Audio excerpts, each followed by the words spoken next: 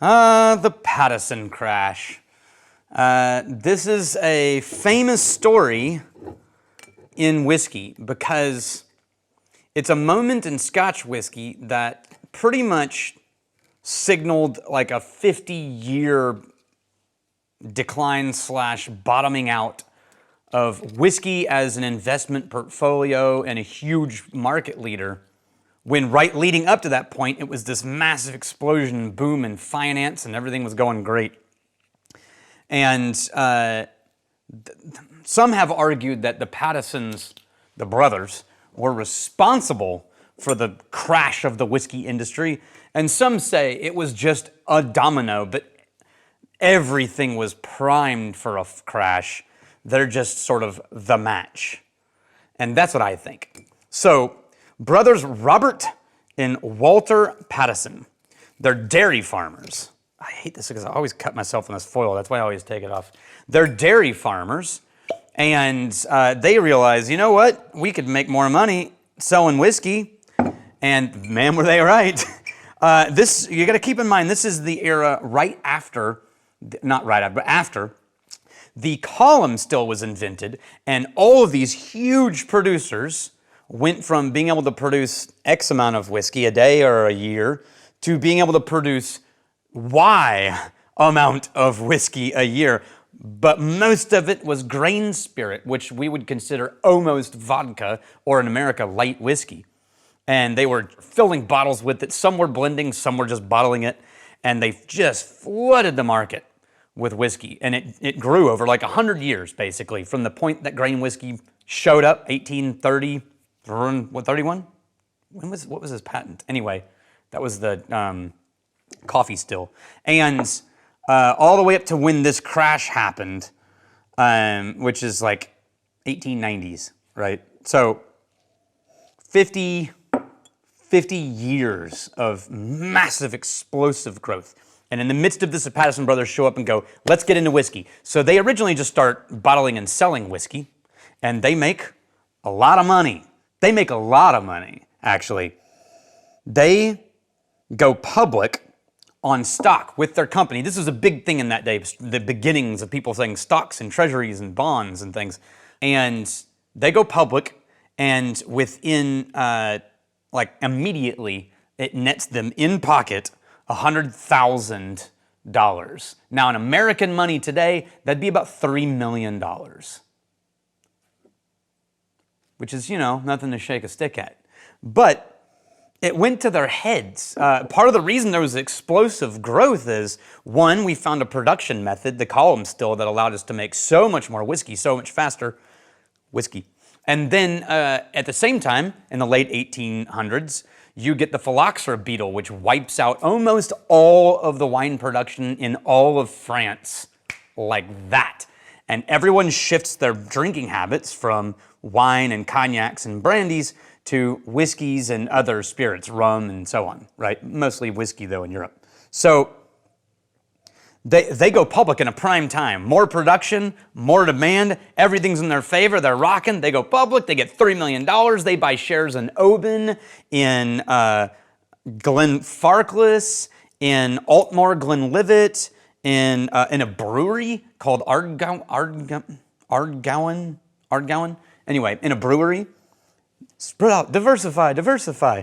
And, but what really makes them crazy famous and contributes to the whiskey sales, not as much as they said, but contributes, was their just absurd marketing stunts. And this is in an era when marketing stunts were just absurd across the board. Like the early days of the blending families, the Buchanans and the Dewars, and especially like Tommy Dewar, like they were hilarious stories, the characters who founded all of these blending companies. Showing up in a brewery hall and playing bagpipes until they force you to leave to market your new Scotch blend. I mean, there's some crazy stuff going on. But the Pattison brothers were like, nope, here, hold my whiskey. Let me show you how it's done. They did things like, at one point, well, for one, they bought luxury homes and vehicles and estates and went on trips. At one point, they bought 500 African parrots, had them trained to say Pattison whiskey, buy Pattison whiskey, and then like gave them to vendors. They were regularly known for like going from their home to head on a train to London, accidentally missing the train, ordering a private train just for themselves, and riding their private luxury train into London, but not before notifying the press that they were on their way.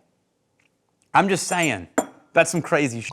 At one point in their history, there was the added math of how much they spent on just marketing, totaled what would be today about $650,000 in 1 year, just for the marketing budget.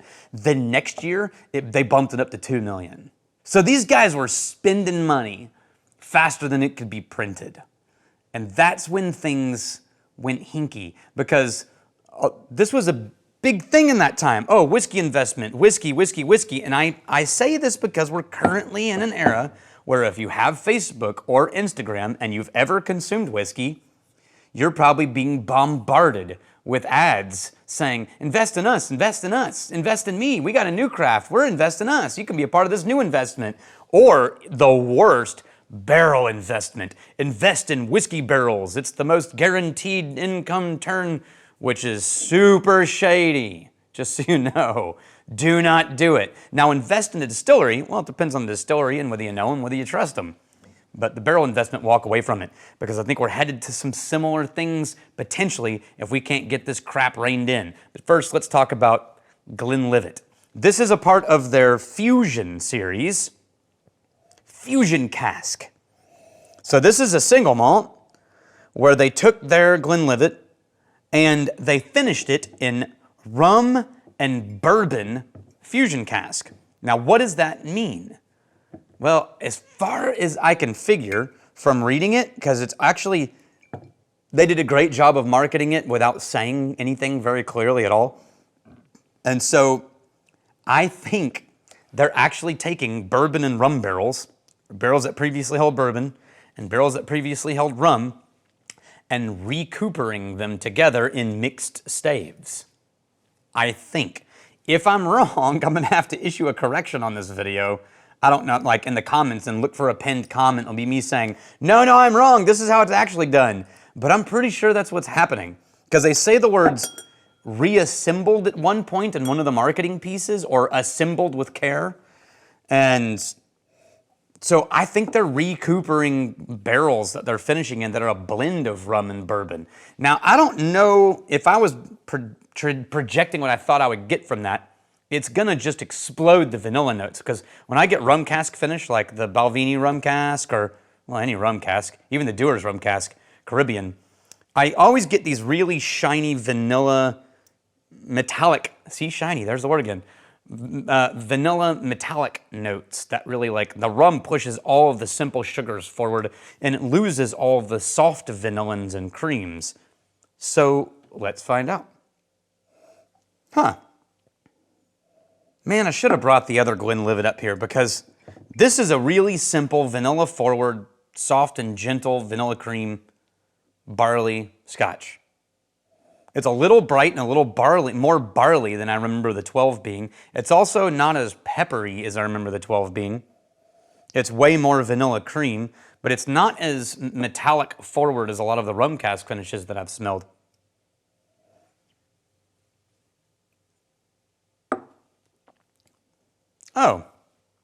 Oh, hey, there it is. Okay, so you take a sip and it goes really soft butter pastry and light fruit like vanilla peaches and honey and apricot, and then it goes whoop, and it gets kind of like sharp and a little bitter and a little dry and tannic on the finish, but not oaky.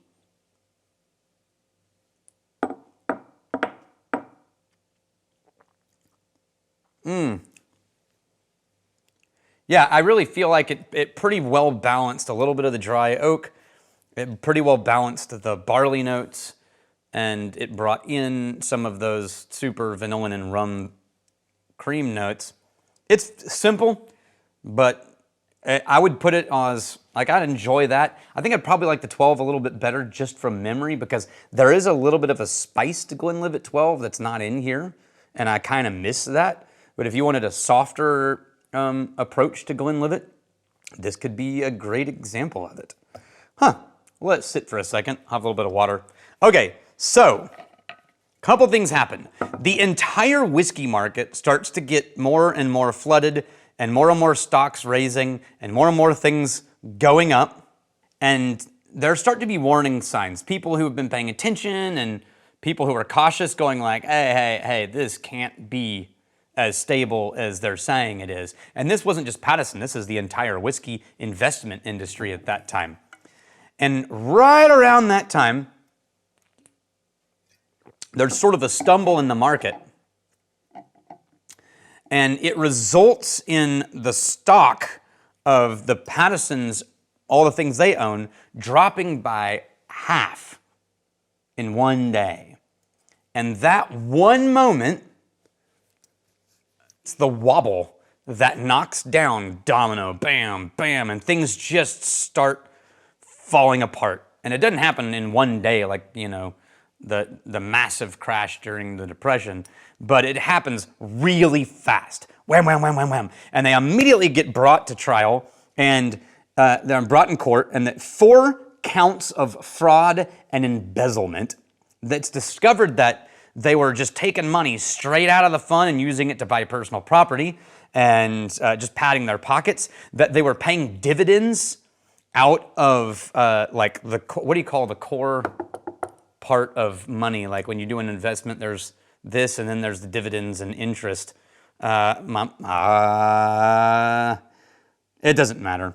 They've been robbing Peter to pay Paul. They've been taking money from the core principal and using the core principal to pay off interest and dividends, thereby reducing the core principal, and then that's not gonna last. That's gonna die at some point. They end up in jail. One of them for about 1.5 years, and the other one for like 9 months, which to me, like, I think punishments for certain crimes are way overdone. Things that only harm the one person doing it, and you just don't agree with their choice, right? That's bullshit. But a crime that collapses an entire industry and turns people into paupers and bankrupts companies and loses people's jobs, like, I think those people should be eligible for life sentences. Like, that's right up, maybe worse than murder, I think, with the long chain impact. That's just a personal opinion. It's the people who are screwing around with the finance industry that I think are the ones that we should be considering life prison sentences for.